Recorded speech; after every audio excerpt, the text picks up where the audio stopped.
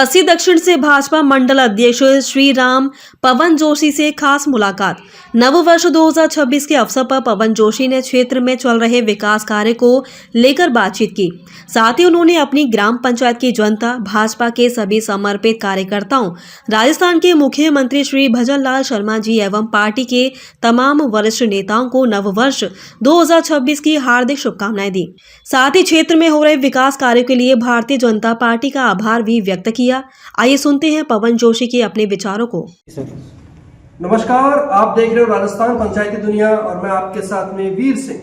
इन दिनों के अंदर ग्राम पंचायत के अंदर हमारी कवरेज चल रही है और साथ में आने वाले चुनाव की रणनीतियों पे भी हम बात कर रहे हैं। इसी कड़ी के अंदर भाजपा से मंडल अध्यक्ष बस्सी दक्षिण के मंडल अध्यक्ष मेरे साथ जुड़े हुए हैं। जानेंगे इनका कार्यकाल था उसमें किस प्रकार के काम हो रहे हैं, बीजेपी सरकार में इन दिनों के अंदर इनके मंडल में क्या क्या काम हुए, किस प्रकार के विकास कार्य लेके आ रहे हैं।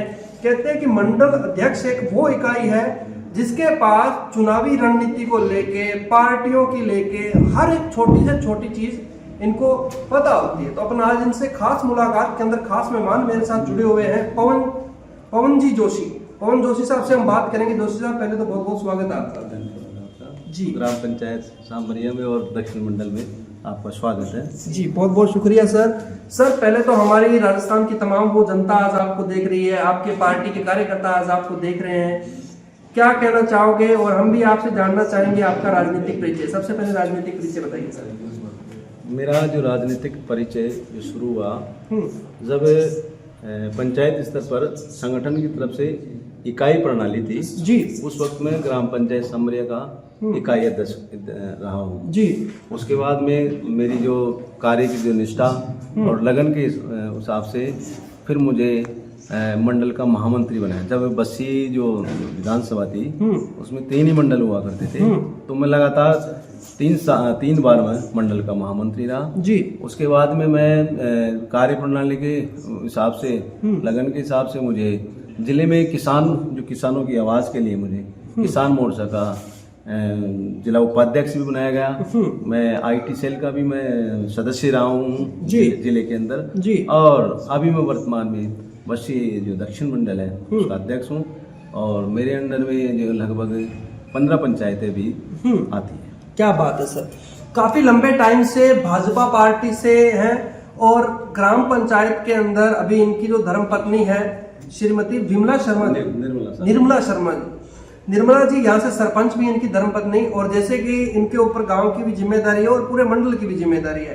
तो मैं बताना चाहूंगा ग्राम पंचायत के अंदर भी इन्होंने खूब विकास कार्य करवाए। अब अपन मंडल की बात कर रहे हैं, मंडल अध्यक्ष से, तो मंडल पे ज्यादा फोकस करेंगे कि तमाम ये पदों पे महामंत्री भी रहे, किसानों की इन्होंने सेवा की। तो हम जानेंगे आज वर्तमान में इनके मंडल के अंदर मेन मुख्य एजेंडा क्या है, किस क्षेत्र में किस प्रकार का विकास हो रहा है। सर, सबसे पहले तो विकास की बात करना चाहूंगा।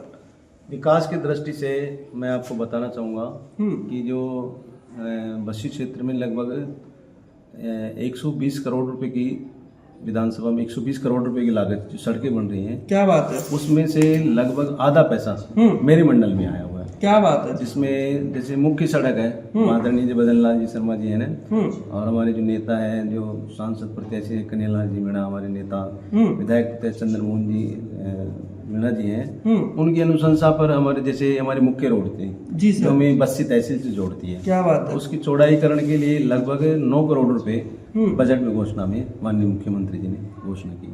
क्या बात। हमारे नजदीक ही लगता हुआ जैसे विधानसभा क्षेत्र चाकसू है जो यहाँ सांबरिया से नजदीक है, उसके लिए लगभग 10 करोड़ रुपए बजट घोषणा में वो सैंक्शन है जी। उसके अलावा जो 10 करोड़ रुपए की जो लागत की जो बजट घोषणा में अन्य सड़कें होती है उसमें भी मेरे क्षेत्र में 3 सड़कें हैं। क्या बात है। इनका कई का काम पूरा हो गया, कई का काम चलने वाला है जी सर। और जो मुख्य एजेंडे की जो बात कर रहे हैं आप मेरे क्षेत्र में, मैंने तो जो कांग्रेस काल में जो, क्योंकि कांग्रेस का यही रहा है, जो सरकार सड़कें भाजपा सरकार बनाई जाती है उन भी वो कतई देख रेख नहीं करते। तो सबसे जो पहला एजेंडा है जो क्षेत्र की सड़कें हैं उनका नवीनीकरण करना जी। जैसे कि हमारी एक प्रमुख मांग है इस क्षेत्र की कि जो ये हमारा जो रोड है इधर नक्शी घाटी जो जम्बरामगढ़ में पड़ता है जी, वहां से लेके कोटखावदा तक इसको एमडीआर रोड घोषित किया जाए। क्या बात है। ताकि इसकी चौड़ाईकरण हो और लगभग 3 विधानसभा इसकी कनेक्टिविटी क्या बात है। बढ़ जाए। दूसरी मांग जो हमारी है वो एमडीआर समझिए बस्सी से चाकसू, क्या बात है। इसका चौड़ाईकरण तो, लेकिन बीच में हमारे ढूंढ नदी पुलिया बनती है।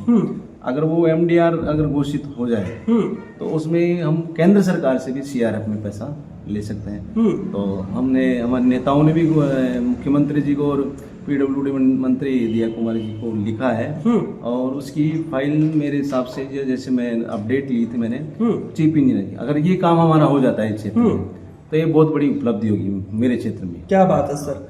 आप सर काफी एक्टिव भी हैं, आप जैसे समय समय पे जाके बड़े स्तर पे मुद्दे भी उठाते हैं, जैसे विकास कार्यों को ले लीजिए, रोडों के ले लीजिए। आपने बताया कि 3 विधानसभा को कवर करने वाली रोडें भी आएंगी आपके इस क्षेत्र के अंदर।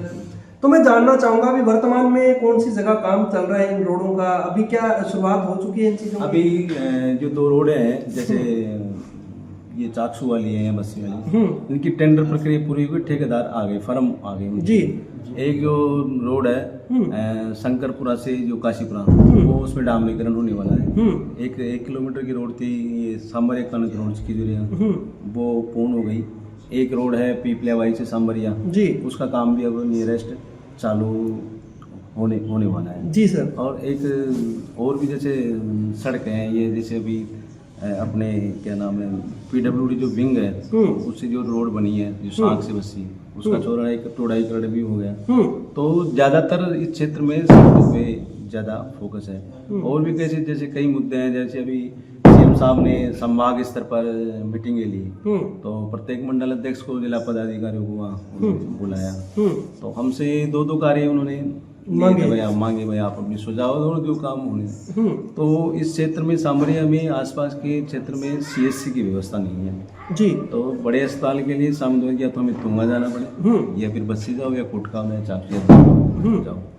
तो उसमें सांबरिया उस मिडिल में है। तो मैंने वहाँ सीएम साहब को मैंने गुहार लगाई है कि हमारे यहाँ सीएससी बहुत आवश्यक। मैंने सोचा भाई क्षेत्र लगभग 20 पंचायतें कवर कर रही है, ये छोटी जो और भी पीएच सांबरिया के अंदर ही। तो अब देखते हैं उसके लिए शायद कल कोई टीम भी आ रही है यहाँ देखने के लिए, कोई चूरू की जो है उसमें डॉक्टर्स वगैरह ये देखने आ रहे हैं जी। पहले भी आ गई जो वो डिस्ट्रिक्ट लेवल की आई थी, अब स्टेट लेवल की एक टीम वहाँ देंगे। अगर वो काम हो जाता है तो मेरे क्षेत्र में बहुत बड़ी काम है और इससे आमजन को बहुत राहत मिलेगी। बिल्कुल, जैसे कि सर ने बताया कि जो सीएससी का काम है उसके लिए टीम भी आ रही है डॉक्टर्स वगैरह की, जो आके निरीक्षण करेगी जगह वगैरह का और देखेगी। और बड़ी अच्छी बात है ग्राम पंचायत के अंदर बहन बेटियों जो डिलीवरी की सुविधा होगी, जैसे कि उनको जाना नहीं पड़ेगा जयपुर जैसी जगह में, चाकसू बस्सी वगैरह नहीं जाना पड़ेगा, तुंगा नहीं जाना पड़ेगा, उनको यहीं रह के यहाँ सुविधा मिलेगी। आमजन के लिए काफी राहत का काम है। सर मैं जानना चाहूंगा शिक्षा के ऊपर, ग्राम पंचायतों के अंदर ले लीजिए, आपके मंडल में ले लीजिए, अभी वर्तमान में शिक्षा का क्या स्तर है? शिक्षा के क्षेत्र के लिए जैसे कि बजट घोषणा के अनुसार लगभग 28 करोड़ रुपए हमारे बस्सी विधानसभा क्षेत्र में जो लैब है ज्ञान विषय के लेकर लैब है उसके लिए माननीय मुख्यमंत्री जी ने घोषणा की है। उसमें जैसे मेरे पास ही मुरली पंचायत उसमें 67 लाख रुपए उसमें बिल्कुल लैब तैयार होगी जो। और जैसे मुख्यमंत्री जी का ड्रीम प्रोजेक्ट है अटल ज्ञान के अंदर जी, जो शायद मेरी ग्राम पंचायत में भी सैंक्शन हुआ है, तो उसमें एक तो लाइब्रेरी बनेगी बच्चों के लिए, क्या बात है, कंप्यूटर रखा जाएगा, क्या बात है, और ई लाइब्रेरी ताकि बच्चों को इधर उधर नहीं जा सके। और लगभग सारी स्कूलें जो वो कर्मोन्नत भी हो चुके, कुछ रह गई, तो उनके लिए भी हम आगामी दिनों में शिक्षा मंत्री जी से या मुख्यमंत्री से मिलकर कराने की कोशिश करेंगे। क्या बात है सर। सर आप जैसे आपने बताया कि आप किसानों की भी सेवा कर चुके हैं, आप जैसे कि किसान मोर्चे के अंदर आप रह चुके हैं, उपाध्यक्ष रह चुके हैं, तो मैं किसानों की बात करना चाहूँगा। आपके यहाँ सांबरिया के अंदर और आपके मंडल के अंदर किसानों को किस प्रकार की व्यवस्था मिल रही है या खाद वगैरह की किस तरह की व्यवस्था है? यहाँ थोड़ी सी ग्रामीण एरिया है और पानी की जैसे अलग अलग क्षेत्र में बटा हुआ है, कुछ एरिया डार्क जोन में, कुछ में पानी, कुछ में नहीं है। जो मुख्यमंत्री जी का जो ड्रीम प्रोजेक्ट है ERCP, तो इसके को लेकर किसानों को बड़ी आस है। अगर ERCP का पानी अगर आता है, जैसे कि ये इधर जो सामरिया जोन वाला एरिया है, इसमें थोड़ा सा पानी है, तो ठीक है, किसान आगे जैसे मेरे मंडल क्या है कि थोड़ी इसमें 3 पंचायत समितियाँ पड़ती है। इसमें मैं कोटगांव का भी कवर करता हूँ, टूंगा भी कवर करता हूँ और बस्सी पंचायत समिति भी।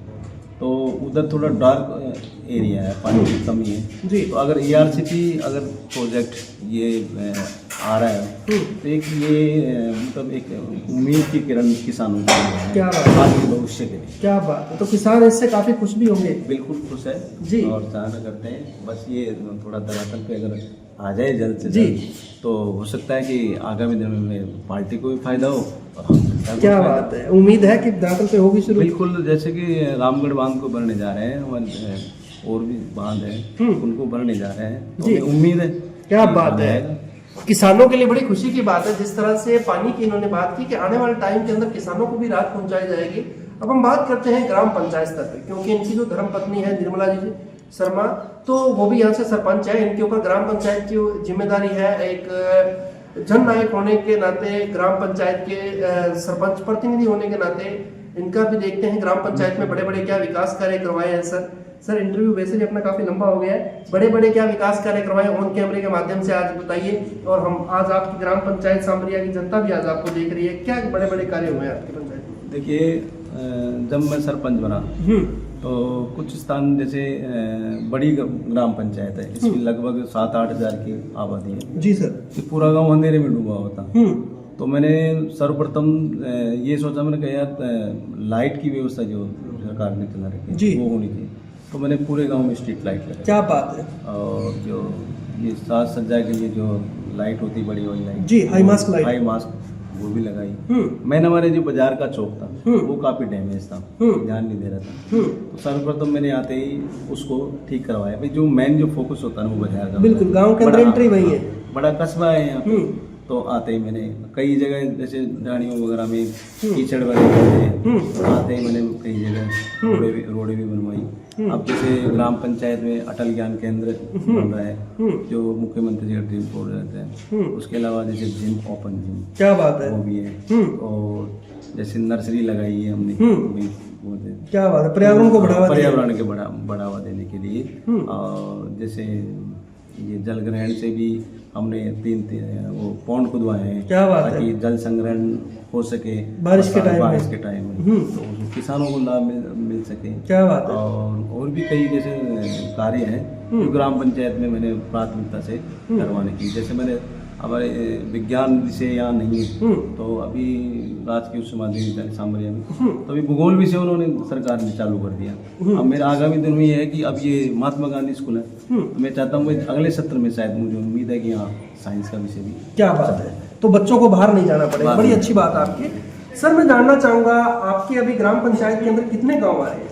मेरी ग्राम पंचायत के अंदर 2 गांव आते हैं और जो हमारी जो तहसील है वो है बस्सी जी, और पंचायत समिति वर्तमान में हमारी है जी। उसकी भी एक लंबी कहानी है कि हमें पिछली सरकार ने हमारा भारी विरोध होते हुए भी हमें तुंगा पंचायत समिति में जोड़ दिया था। उसके बाद में ग्रामीणों ने काफी संघर्ष किया और काफी आंदोलन किए, चुनाव का बहिष्कार भी किया, धरने प्रदर्शन भी किए हमने। उसके बाद में जब अब जो राजस्थान सरकार ने परिसमन किया हमारी जो मुख्य मांग थी कि हमारी जो 4 पंचायतें थी उनको बस्सी में जोड़ा, तो हमारी मांग को पूरी किया है।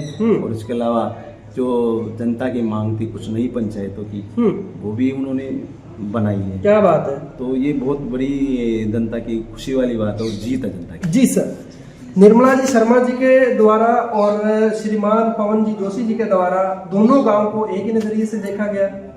बिल्कुल, क्या बात है। दोनों जगदीशपुरा है, सामरिया है, जहाँ लाइट लगी वहाँ भी लाइट। क्या बात है। वहाँ काम होता है, यहाँ भी काम हुआ है जी। जबकि ज्यादा काम मैंने हो सकता है मैंने वो ऐसे नहीं होते उस गाँव में ज्यादा काम करा है। क्या बात है। तो जैसे आज आपको जगदीशपुरा की जनता भी देख रही है, ग्राम पंचायत सामरिया की जनता भी आज आपको देख रही है, आने वाले नव वर्ष पे और आने वाली मकर संक्रांति पे क्या कहना चाहोगे, क्या संदेश देना चाहोगे एक मंडल अध्यक्ष होने के नाते और ग्राम पंचायत सरपंच प्रतिनिधि होने के नाते? मेरा आम जनता को यही संदेश है कि आगामी चुनाव में जनवरी के में नववर्ष आने वाला है और पंचायत राज के चुनाव भी आने वाले हैं। और जैसे कि अब सुनने में आ रहा है कि जो ये शैक्षणिक योग्यता भी अब लागू करने जा रही है, तो बढ़िया लोग आएंगे, पढ़े लिखे लोग आएंगे, काम ढंग से होगा, सबकी देख रेख में होगा। तो एक अच्छा मैसेज है कि अच्छे को चुने, बढ़िया को चुने। क्या बात है। तो यही मेरा संदेश है कि भाई जिसको भी आप चुनो वो बढ़िया व्यक्ति को चुनो। क्या बात है। अगर जनता ने आपको ही मौका दिया और दोबारा चुनावी मैदान में उतारा तो क्या निर्मला जी शर्मा जी का चेहरा चुनावी मैदान में देखने को मिलेगा? अगर जनता चाहेगी जी तो क्यों नहीं। क्या बात है। जनता की अगर मांग होगी भाई बनना चाहिए, जनता है। वैसे भी आपको कार्यकाल बड़ा कम मिला है, क्योंकि आपका यहाँ पंचायत वैसे भी विवाद की पंचायत रही है। यहाँ भी वो शायद करप्शन का मामला आ गया था, सरपंच को उतार दिया था, और उसके बाद में अभी आपका वर्तमान कार्यकाल है। कब से शुरू हुआ आपका? मेरा जो कार्यकाल था वो सितंबर 2024 से चालू हुआ। निर्मला जी का। क्या बात है। जैसे कि कहते हैं कि 1 साल 2 साल के अंदर नेता को नहीं परखा जा सकता ग्राम पंचायत के विकास कार्यों में, जैसे कि इनको बड़ा कम टाइम मिला है और जनता जनार्दन है। जनता अगर इनके कम समय के विकास कार्यों को देख के अगर दोबारा चुनती है तो शायद विकास और ग्राम पंचायत का नजारा देखने लायक होगा। बिल्कुल जनार्दन, मैं शुरू से जुझारू रहा हूँ क्या बात है। विकास के लिए। मैं पहले भी जब कुछ नहीं था तब भी मैं बहुत भागा दौड़ी करता था, गांव के लिए भी करता था। कई प्रोजेक्ट है, मैंने यहाँ मंत्रियों के दौरे कराए पिछली सरकार में, हॉस्पिटल में बाउंड्री का हो या और कई यहाँ पे पशु कर्मोन्नत करवाना। तो मेरी रुचि शुरू से, अगर मैं सरपंच रहूँ या नहीं रहूँ सरपंच, तो भी मेरी लगन पूरे क्षेत्र के लिए वैसी की वैसे रहेगी। क्या बात है। तो बने रहिए हमारे साथ। आज की खास मुलाकात में खास मेहमान थे श्रीमान पवन जी जोशी, जिनसे हमने बातचीत की। आपको भी बहुत बहुत शुक्रिया, आपने हमें कीमती समय अपना 10 मिनट का समय दिया। जी, जय हिंद जय भारत। देखते रहिए राजस्थान पंचायती दुनिया। मैं आपके साथ में वीर सिंह, कैमरामैन जगदेव के साथ में। आज की खास मुलाकात के अंदर खास मेहमान मेरे साथ पवन जोशी थे। इनके विचार कैसे लगे इसके ऊपर अपनी राय जरूर देना। बने रहिए हमारे साथ।